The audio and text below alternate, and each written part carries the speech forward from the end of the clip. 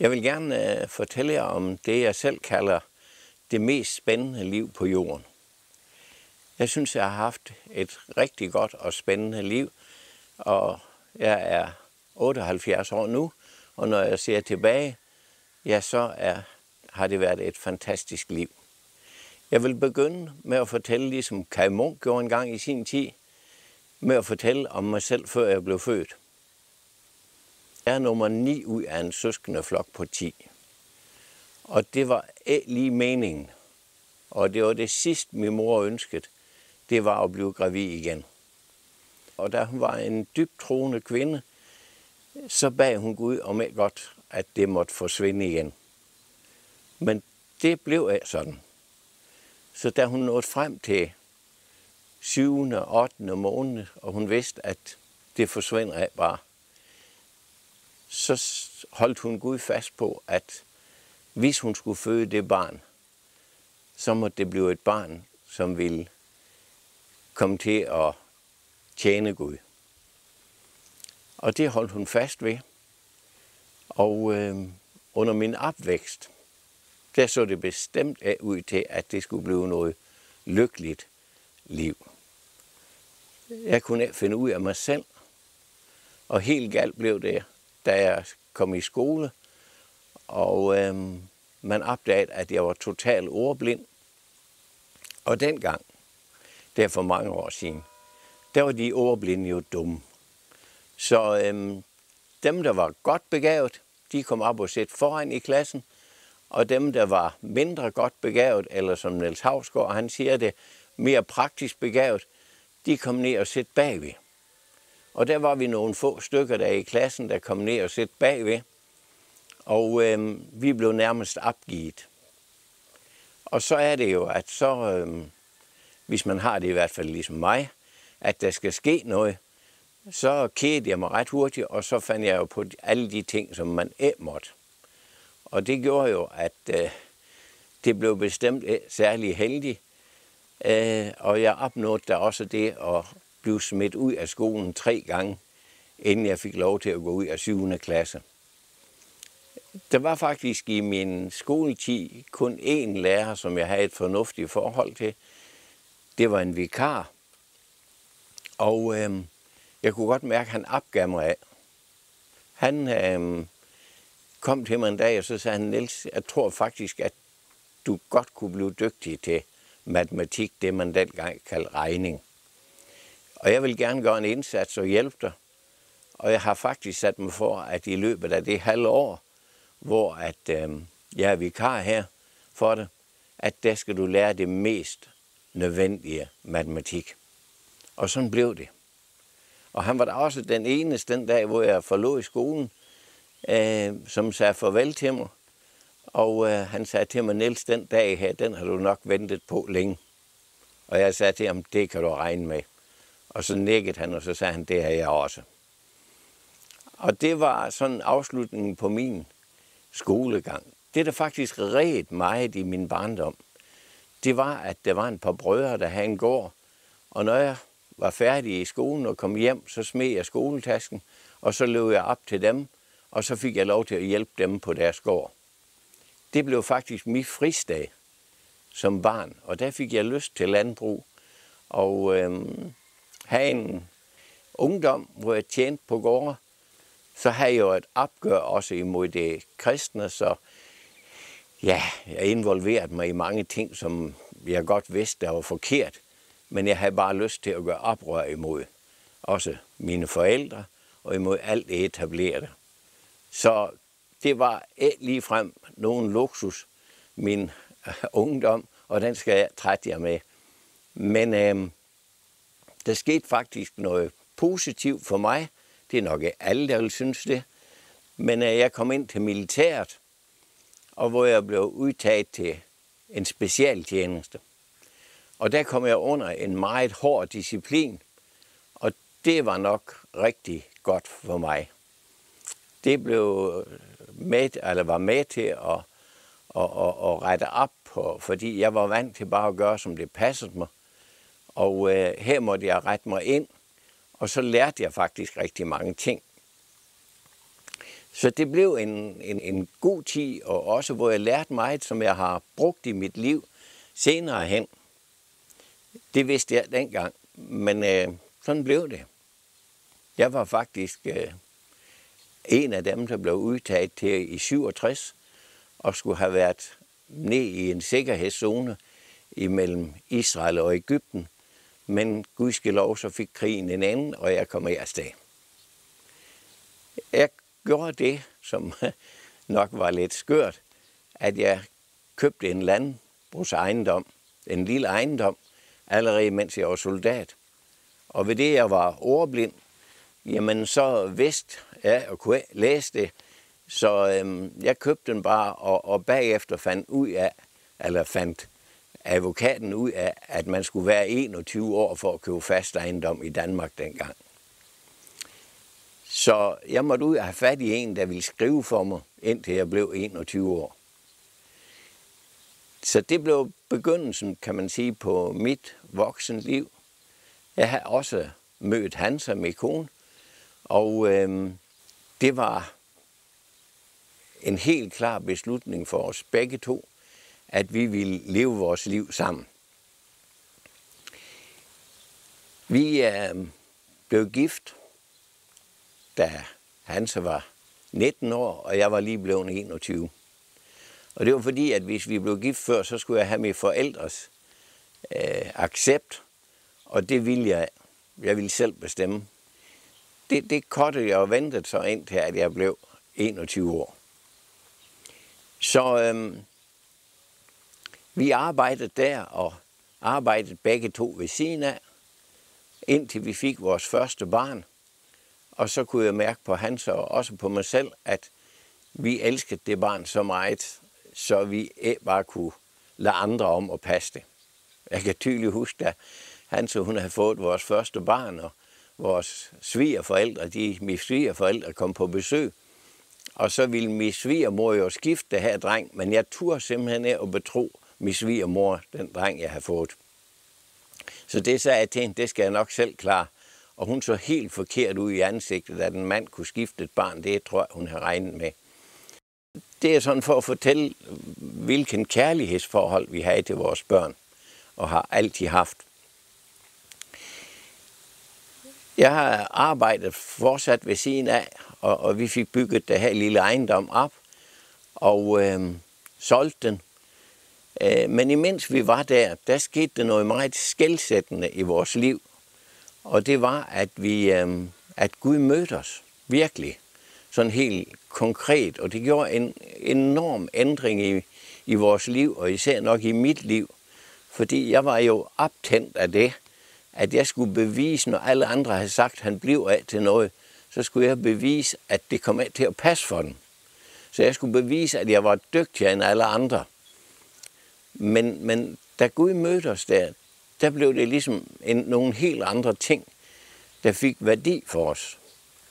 Og selvom vi solgte den lille ejendom og købte en ret stor gård, og det hele det lykkedes, så lå det ligesom bagved hele tiden, at mennesker, og især mennesker i nød og i vanskeligheder, at de har en langt større værdi end alt det, som jeg skulle bevise.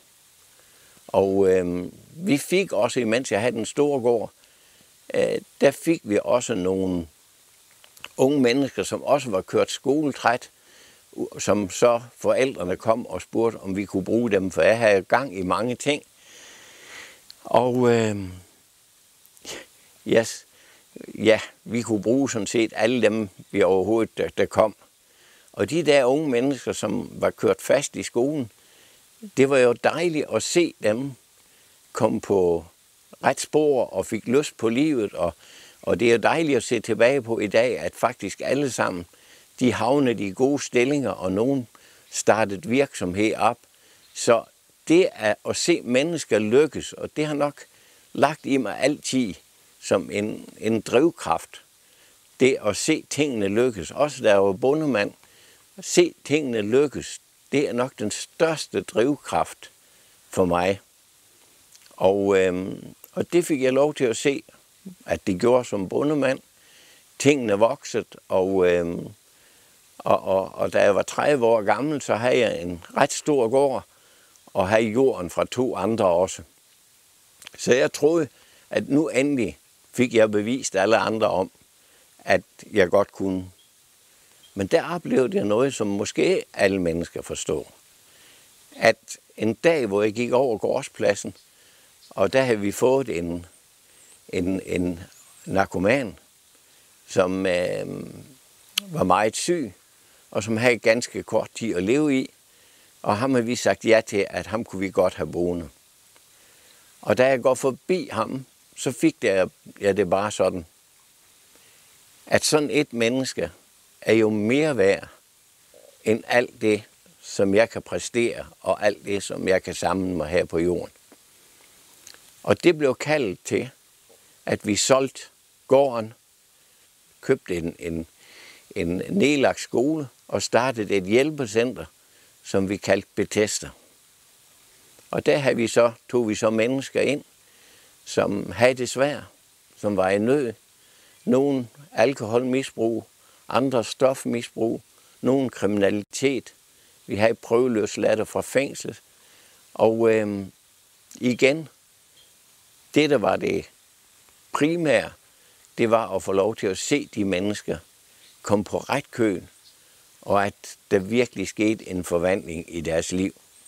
Og det er dejligt at se tilbage på i dag, at mange af dem er blevet det, som man sådan i almindelig sprogbrug vil kalde samfundsnyttige borgere. Men de er blevet mere end det. De er blevet nogle mennesker, som også har været med til at give noget tilbage til samfundet igen. Og det synes jeg, det er mere værd end alt andet. Og den tid på Bethesda, der var vi i 15 år, hvor vi fik lov til at opleve så mange mirakler, kan man sige, i menneskers liv. Vi fik lov til at se, hvordan mennesker, der var opgivet, at de kom på ret køl igen. Og det er jo, som nogen sagde til mig, Niels, det er jo alting, der lykkes. Og du skal regne med, at der vil være mange, hvor det ikke lykkes. Og det kunne man godt ligesom rette sit fokus imod. Jeg vil meget hellere rette mit fokus imod dem, som det lykkes for. Og det er dem, der er det hele værd. Og det er de mennesker, som man måske kæmpet med, og virkelig både har grædt og kæmpet med og bedt for, at når de lykkes, så er det jo mere end alt andet. Så er det jo virkelig den største løn, kan man næsten sige, man kan få. Og der var en, der sagde til mig dengang, jeg solgte gården og startede Bethesda. Nå, sagde han, skal du nu til at tjene penge på mennesker, der har det svært? Og så tænkte jeg, han skal ikke få ret. Så jeg nægtede simpelthen at modtage løn.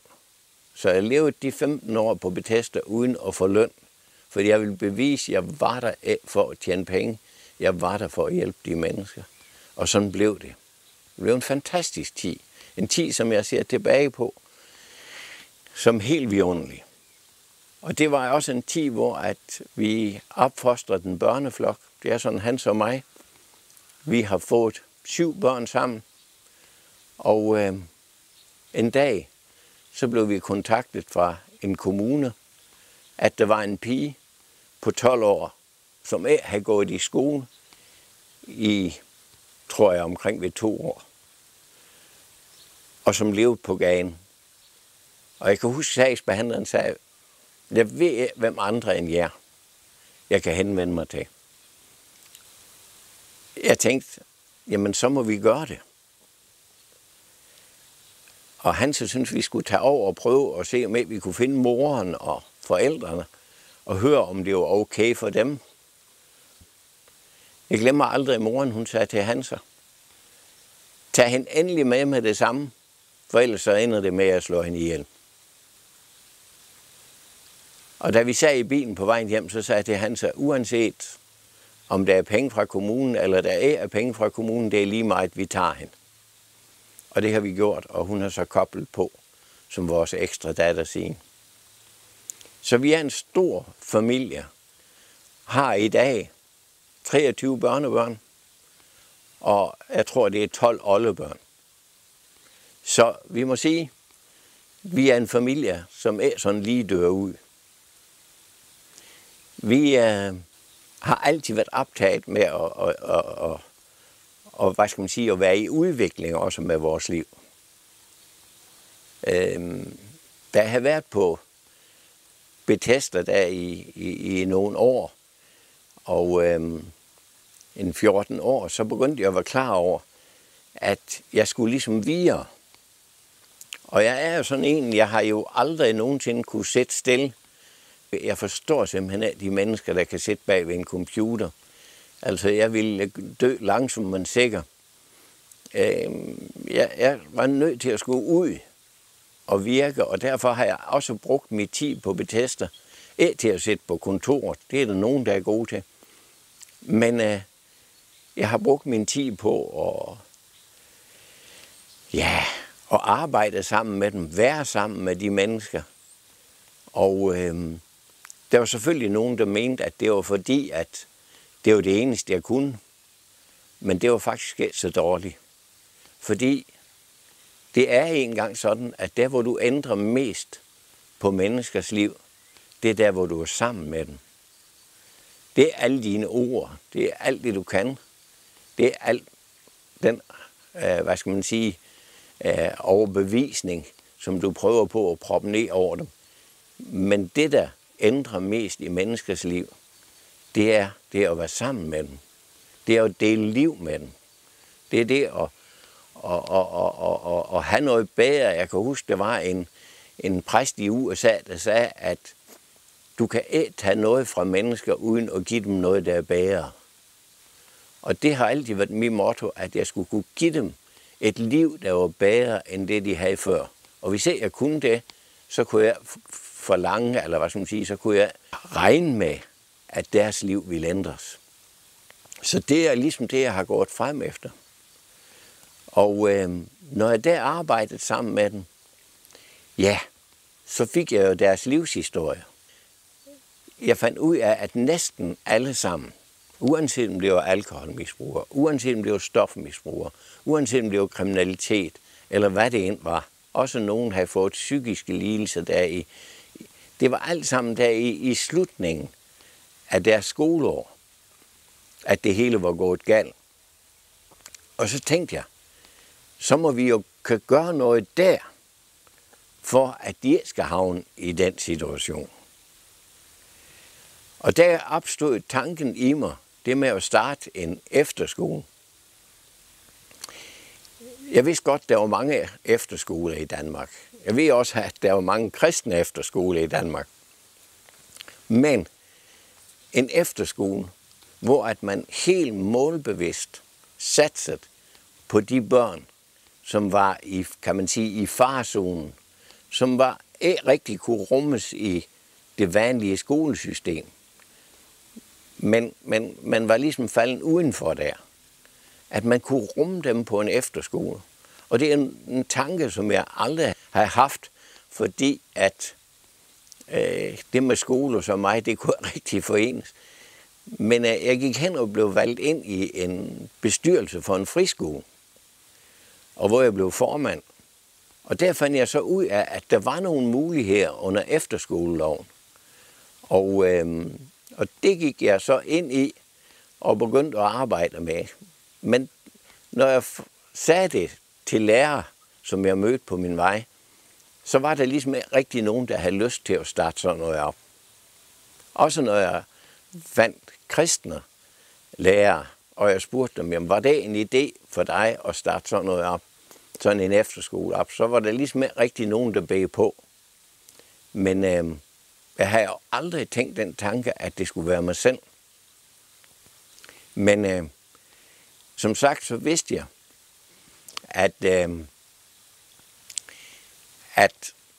at min tid på Bethesda, den var ligesom ved at være afrundet, og jeg skulle overgive det til dem, der var på Bethesda, dem som var medarbejdere.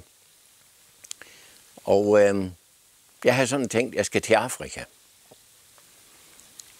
Der var i gang i sådan et landbrugsprojekt, hvor man lærte afrikanerne at drive landbrug. Jeg tænkte, at det er noget, som jeg kan.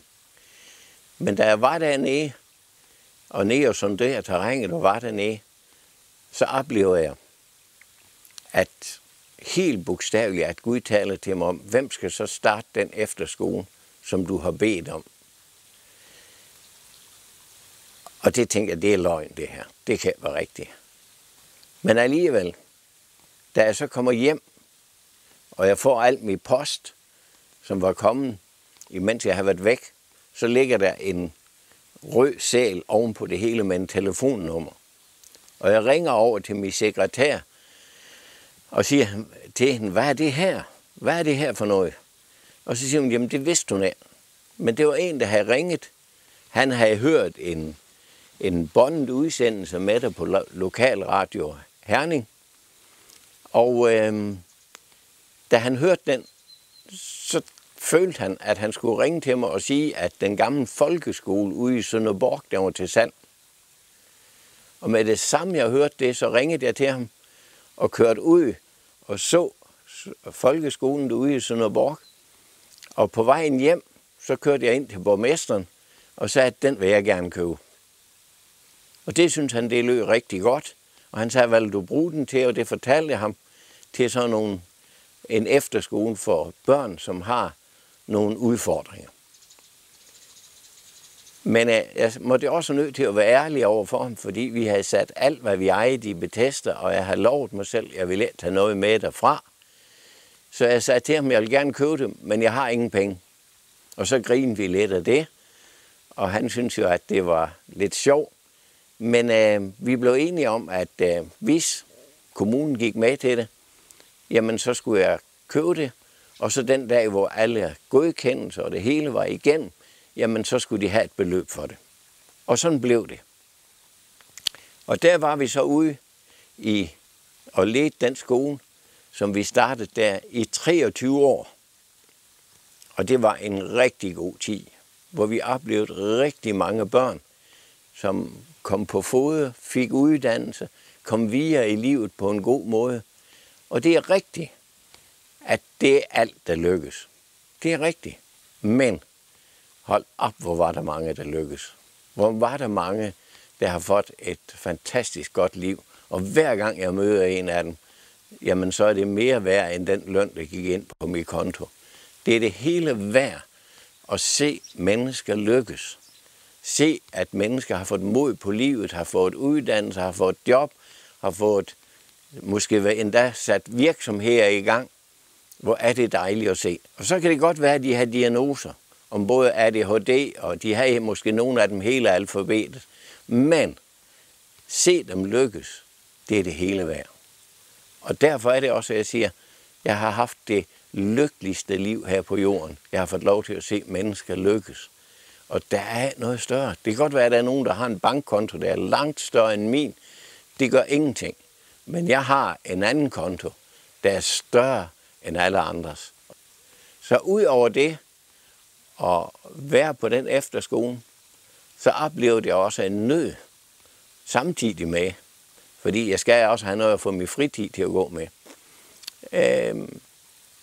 med at hjælpe de mennesker. Det var derefter Tjernobyl-ulykken.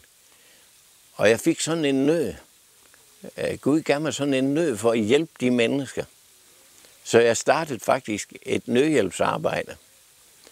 Jeg kan huske, at jeg rejste derover. Jeg vidste det faktisk ikke til at begynde med, hvordan og hvorledes, men jeg rejste derover, og det var så mirakuløst, at jeg kom i kontakt med mennesker, og jeg kom i kontakt med borgmesteren i den by, og alle de der ting, og det lykkedes.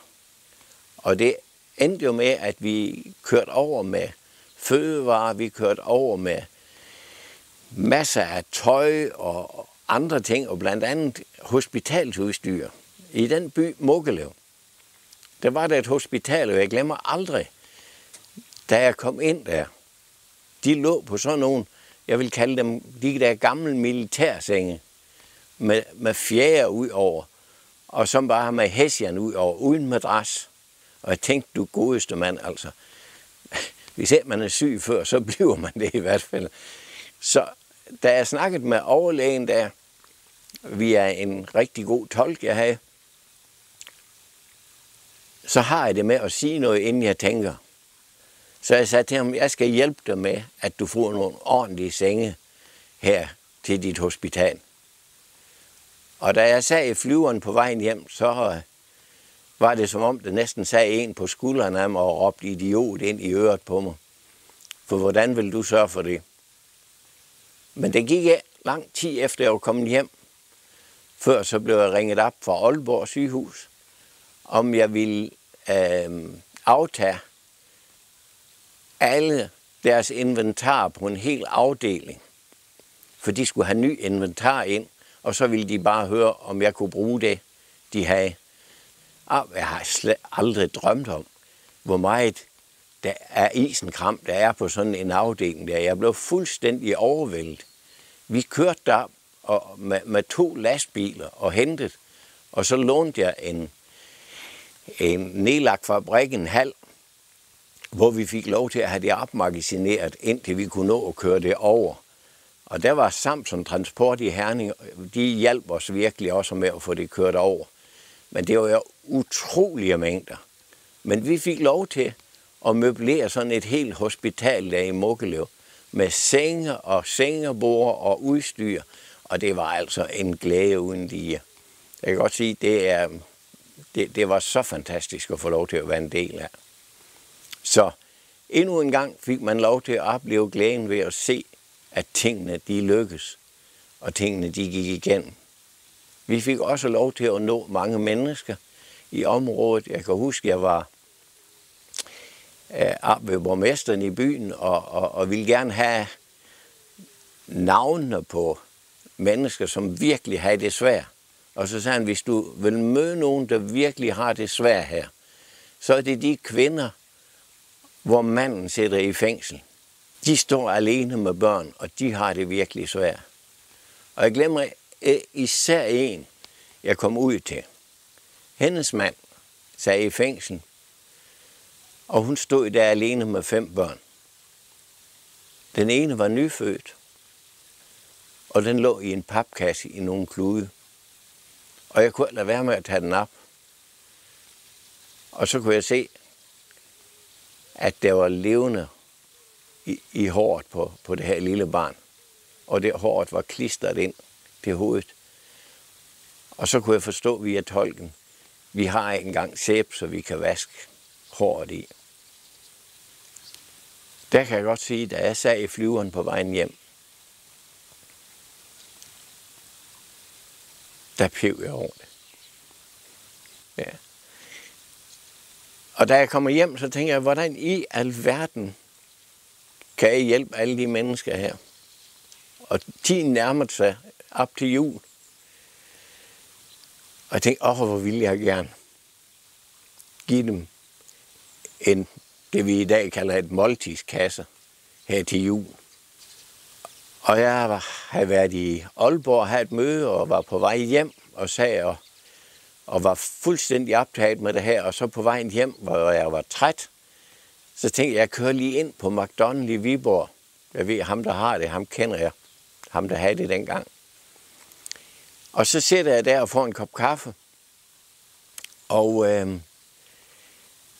pludselig er der en, der lægger en hånd på min skulder bagfra, og det er så ham, der har det. Og så siger han, Niels, du er vist langt væk. Så sagde jeg, det kan du tro, ja. Og så fortalte jeg ham om det.